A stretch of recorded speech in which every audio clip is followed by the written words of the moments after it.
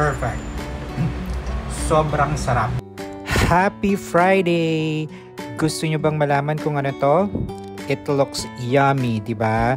Well, talagang yummy naman talaga siya.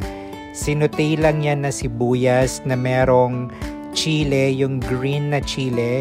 Tara, samahan nyo akong magluto. Eto yung mga ingredients. Syempre meron tayong sibuyas. Kahit anong sibuyas pwede, pero ako gusto ko yung white. Yung chili na green. Tapos lalagyan natin ng chili na red. Meron din tayong pork dyan. Nilagyan ko na ng paminta. Tapos meron din tayong garlic at saka oyster sauce. Yan lang yung ingredients. Napakadali. Sobrang bilis lang. Ayan, maglagay muna tayo ng oil. Tapos unahin na nating lutuin yung pork.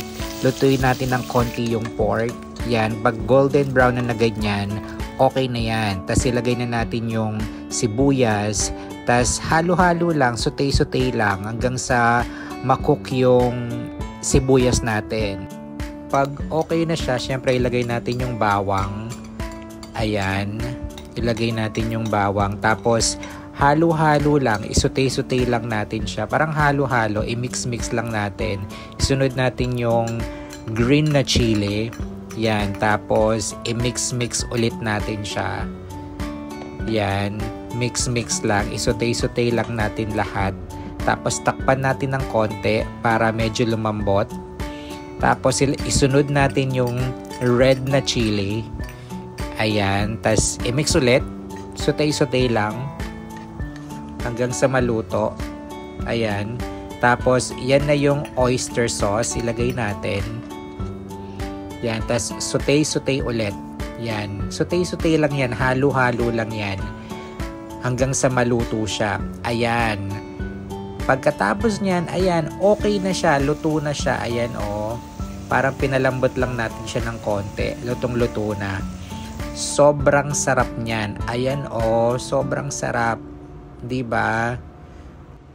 Bonggang-bongga yan. Ang partner niyan is yung kung meron kayong fried na fish, kahit anong fish, at saka yung steam na veg. Yan, kahit anong steam veg pwede. Depende sa inyo kung anong gusto nyong i-partner na steam veg. Pero dapat may partner siya na fried tsaka steam veg kasi sobrang sarap.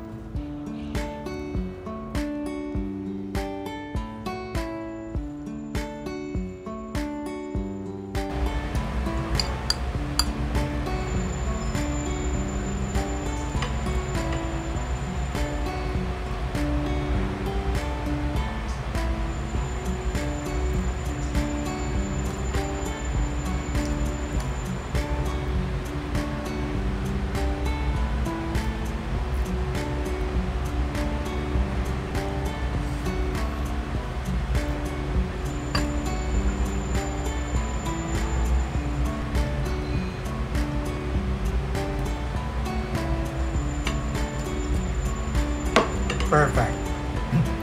Sobrang sarap. Try nyo. Ilalagay ko yung ingredients dyan sa comment section. Sobrang sarap. Hindi kayo magsisisi. Sobrang dali lang niyang gawin. Super duper sarap.